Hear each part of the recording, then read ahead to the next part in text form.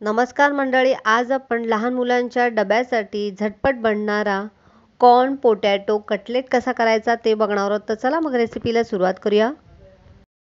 तर इथे मी कॉर्न वाफून घेतलेला आहे ऑलरेडी आणि आता आपण हा कॉर्न सुरीच्या साहाय्याने काढून घेऊया। तुम्हाला हवा असेल तर तुम्ही कॉर्न आधीच त्याचे दाणे काढून घेऊ शकता आणि त्यानंतर याला वाफवू शकता, पण मी इथे डायरेक्ट कॉर्न वाफून घेतलेले आहे। तर इथे तुम्ही बघू शकता अशा पद्धतीने मी हे कॉर्न काढून घेतलेले आहेत। आता यामध्ये मी 4 लहान साईजचे बटाटे घेतलेले आहेत, ते सुद्धा वाफवून घेतलेले आहेत। आता हे बटाटे सुद्धा आपण हाताने छान असे स्मॅश करून घेऊया किंवा तुम्ही किसणीच्या साहाय्याने किसून सुद्धा घेऊ शकता। आता यामध्ये आपल्याला काही भाज्या घालायच्या आहेत। इथे मी बारीक चिरून घेतलेली सिमला मिरची घालत आहे। यामध्ये तुम्ही गाजराचा सुद्धा वापर करू शकता। त्यानंतर थोडीशी कोथिंबीर घालायची। आता इथे मी अर्धा चमचा काळी मिरी पावडर घालत आहे। त्यानंतर चवीनुसार मीठ घालायचे। मीठ घातल्यानंतर इथे मी अर्धा चमचा लिंबाचा रस घालत आहे। लिंबू नसेल तर तुम्ही इथे आमचूर पावडर किंवा चाट मसाला सुद्धा घालू शकता। आता हे सर्व एकजीव करायचे।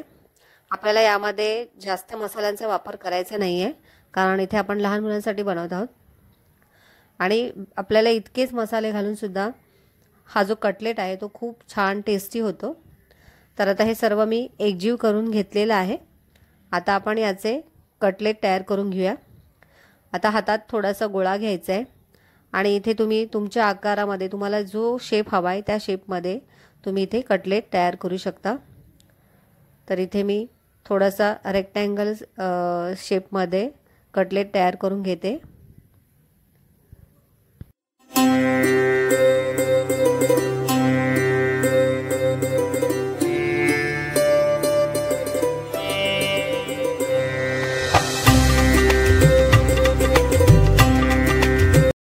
आता गॅसवरती मी नॉनस्टिक पॅन ठेवलेला आहे। यावरती आपल्याला बटर लावून घ्यायचं आहे। तुम्ही बटरच्या ऐवजी इथे तेलाचा सुद्धा वापर करू शकता। बटर लावल्यामुळे आपला कटलेट छान टेस्टी होतो। तर यावरती आता आपण तयार करून घेतलेले कटलेट ठेवायचे आणि अगदी मध्यम आचेवरती आपल्याला खरपूस होईपर्यंत हे कटलेट खालच्या बाजूने छान असे भाजून घ्यायचे। तर इथे एका वेळी मी 4 कटलेट भाजायला ठेवलेले आहेत। खालची बाजू छान भाजल्यानंतर आता मी हे कटलेट परतून घेत आहे। तर छान क्रिस्पी होईपर्यंत हे कटलेट आता आपल्याला भाजून घ्यायचे।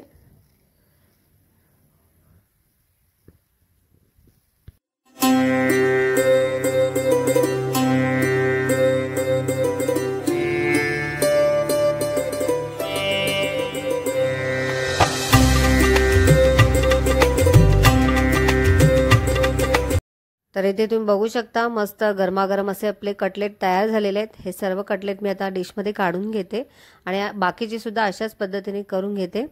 तर तुम्हाला रेसिपी कशी वाटली कमेंटद्वारे नक्की सांगा आणि लहान मुलांच्या डब्यासाठी तुम्ही अशा पद्धतीने झटपट होणारे कटलेट तयार करून बघा आणि मला कमेंटद्वारे नक्की सांगा।